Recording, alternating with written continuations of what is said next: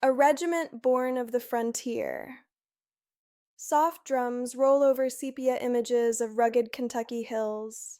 Archival photographs fade in, militia musters, Civil War encampments, and the early National Guard. The camera slowly tracks across old regimental colors as the story begins. The 149th Infantry Regiment traces its lineage deep into Kentucky's frontier heritage. Its origins lie in local volunteer companies raised during the 19th century, units formed from farmers, clerks, miners, and craftsmen who stood ready whenever the nation called. Through the Civil War, these men served on both sides of the conflict, a reflection of Kentucky's deeply divided loyalties. After the war, reorganization brought discipline and structure to these scattered companies, gradually shaping them into part of the modern Kentucky National Guard. By the early 20th century, the growing national defense structure consolidated many of these units. When the United States entered World War I, Kentucky's Guard regiments were federalized and restructured, first as the 138th and 149th Infantry Regiments. It was here, in the crucible of global conflict, that the modern identity of the 149th Infantry Regiment took form. Into the Great War, the 38th Division. Historical training footage at Camp Shelby fills the screen. Dust rising, rifles slung, men marching through Mississippi heat. When America declared war on Germany in 1917, the nation relied heavily on its citizen soldiers. Kentucky's newly designated 149th Infantry Regiment was assigned to the 38th Infantry Division, the Cyclone Division. Composed largely of National Guard soldiers, the regiment brought with it a strong sense of local identity and pride. Training was intensive and often punishing. Recruits drilled in trench assaults, bayonet fighting, gas mask procedures, and night patrol work. The regiment prepared to follow the battle-hardened American divisions already fighting on the Western Front. Although the 38th Division ultimately did not see major combat before the armistice, the 149th supported late war operations, providing replacement troops to frontline units in France. Many Kentuckians who began their war in the 149th finished it under other regimental flags in the blood-soaked Meuse-Argonne. The Great War reshaped the U.S. Army, and the 149th emerged from it stronger, more professional, and deeply aware of the global responsibilities now facing the United States. Chapter 2. Between two wars, a citizen army comes of age. Images of interwar parades and annual training camps appear, canvas tents, simple rifle ranges, and hand-painted unit signs swaying in the wind. In the 1920s and 30s, the 149th Infantry Regiment returned to Kentucky and resumed its National Guard duties. Like all Guard units, it balanced community service, local pride, and the hard realities of preparing for the unknown. Soldiers trained on aging equipment, practiced maneuvers in open fields, and refined their marksmanship with limited ammunition. Yet these quiet years were transformative. The regiment adopted new doctrines, embraced mechanization, and benefited from federal support programs that modernized the National Guard. By the late 1930s, as storm clouds gathered over Europe and Asia, the 149th Infantry Regiment stood as a disciplined, well-led unit, ready, once again, to be called upon.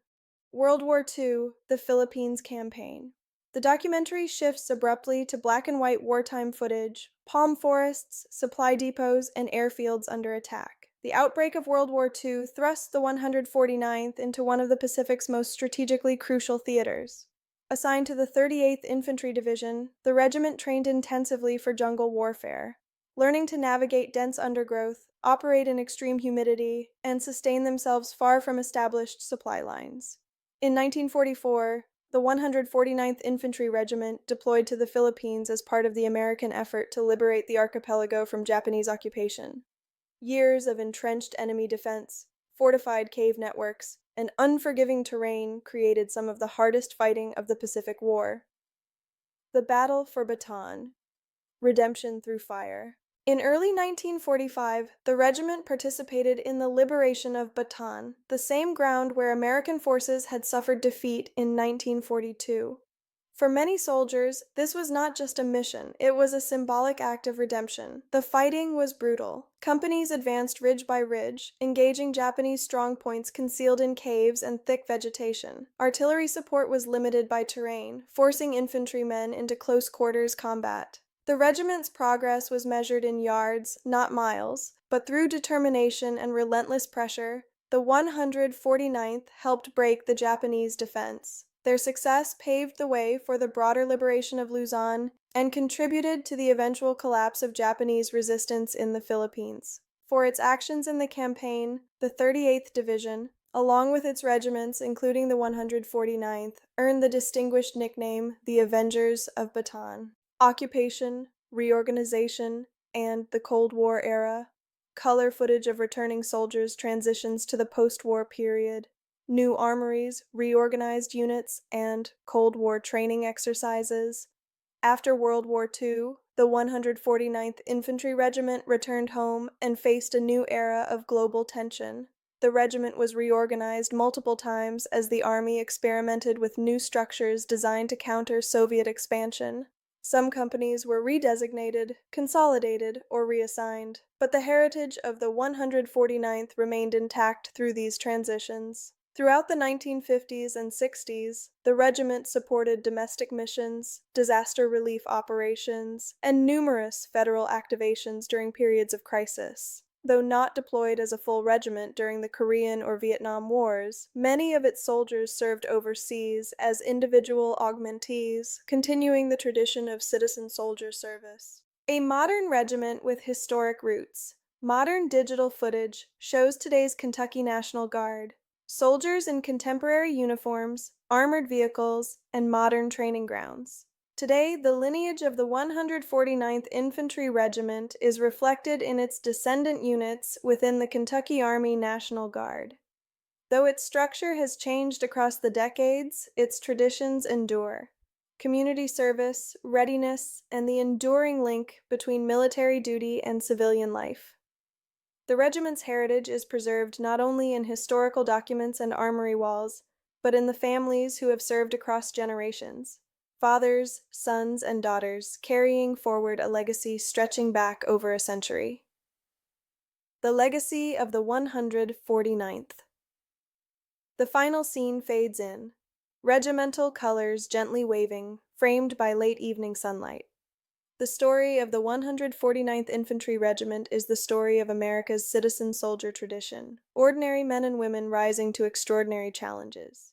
From the muddy fields of World War I to the punishing jungles of the Philippines, from Cold War readiness to the modern era, the regiment stands as a testament to duty, sacrifice, and enduring American resilience. Their history is not just written in archives. It lives on in the soldiers who still wear the insignia, and in the communities of Kentucky that have supported them for generations.